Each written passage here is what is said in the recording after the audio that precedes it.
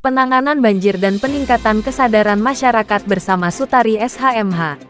Sutari SHMH sebagai Ketua Komisi 3 DPRD Kota Tegal mengomentari peristiwa banjir yang sering terjadi di Kota Tegal di musim penghujan kali ini, tepatnya di bulan Januari 2025.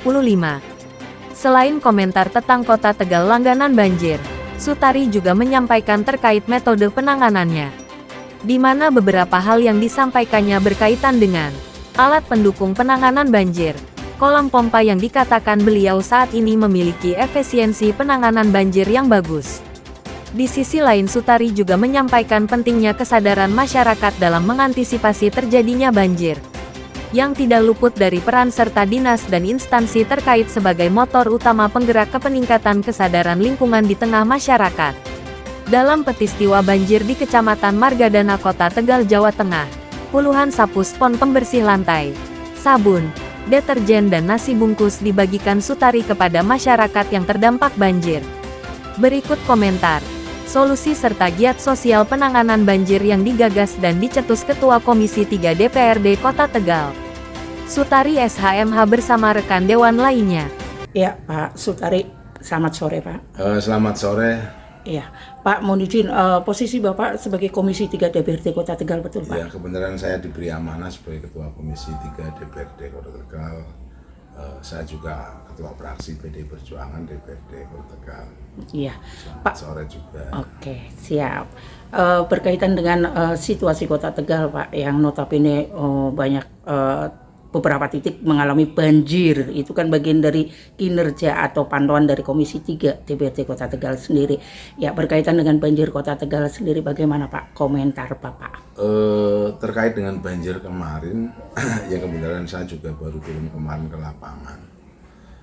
Fenomena banjir ini adalah mengingatkan kita seperti pada banjir tahun 2018, yang saat itu terjadi pada hari Sabtu, Minggu dan Senin, tanggal 9, 10, 11 Februari 2018.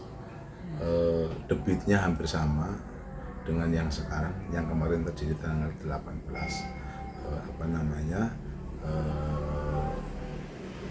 Januari tahun, di mana bahwa banjir kemarin cukup membuat kita kerepotan.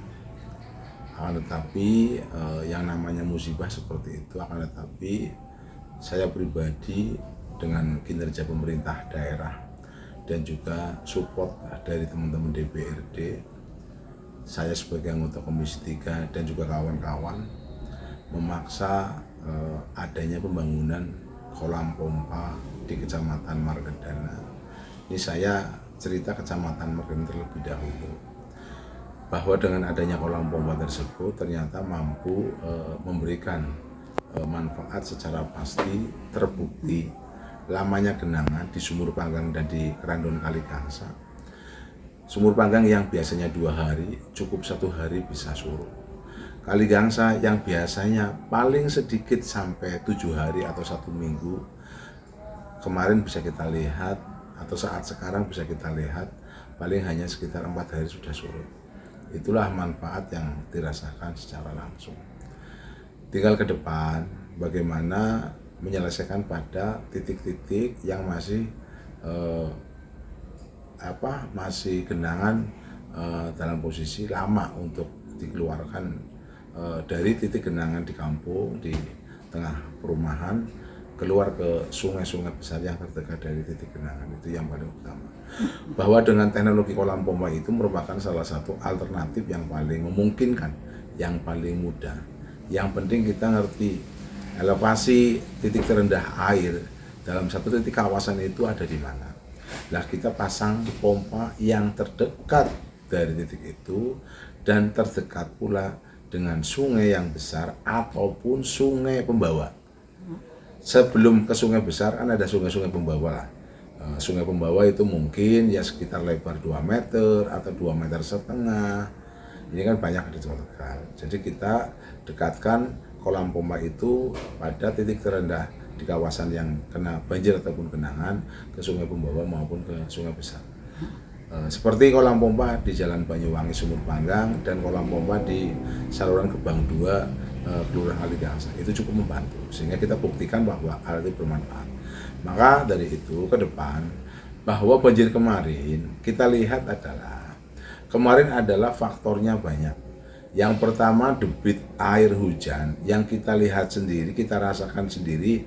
Kemarin hujan besar itu kita hitung kurang lebih bisa, kalau durasi waktunya bisa sampai 5 jam. Cuman 5 jam itu kan tidak besar terus. Tapi kadang besar, nanti reda, besar lagi, reda, besar lagi. Itu kayak catatan kami adalah sekitar 5 jam. Itu cukup memberikan efek besar tergenangnya titik-titik di Kota Tegal yang mengalami genangan air besar tersebut. Terbukti kita lihat alun-alun, kita lihat depan Pasar Pagi, kita lihat Tegalsari, Pekauman, apalagi Keraton. Karena Keraton merupakan salah satu titik terendah di kota. Maka banjir Kota Tegal itu kita pahami ada 3 penyebab. Yang pertama penyebab dari robnya air laut, yang kedua dari tingginya debit air hujan, dan yang ketiga adalah banjir kiriman dari wilayah selatan. Wilayah selatan itu karena Kali Kemiri ada di tengah kota, yang paling utama adalah dari arus atau jalur dari Kali Kemiri, yaitu Bendungan Seng.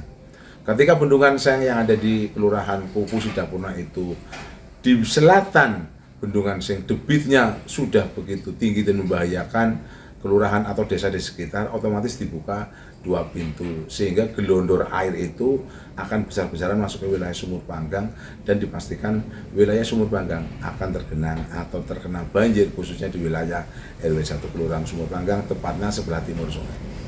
Ketika dalam durasi ditunggu 2-3 jam, ternyata bahwa kondisi debit air di selatan Bendungan Seng masih tinggi atau tambah tinggi, biasanya dari petugas pintu akan membuka 2 pintu lagi. 2 pintu lagi sehingga itu akan membuka masuknya air yang lebih besar lagi ke wilayah kota atau tepatnya di Kelurahan Sumur Panggang. Dengan tambahan 2 pintu yang besar itu menjadikan banjir di wilayah timur Sungai Kemiri atau wilayah RW 1 Kelurahan Sumur Panggang itu akan sampai setinggi 1 meter 20 cm, sehingga banyak rumah yang kondisinya kemasukan air. Itulah kondisi. Sementara mengatasi banjir di kota, kami doronglah urun rembuk bahwa harus pemeliharaan di saluran-saluran kota itu harus dipastikan dapat dilaksanakan. Saya melihatnya bahwa pengelolaan drainase, terutama dalam menghadapi banjir, kalau pemeliharaan dari masyarakat itu memegang porsi sekitar antara 50 sampai 60%. Jadi kalau masyarakat itu mau melakukan pemeliharaan, disupport oleh Dari Tegal, Tim Sanra TV mengabarkan.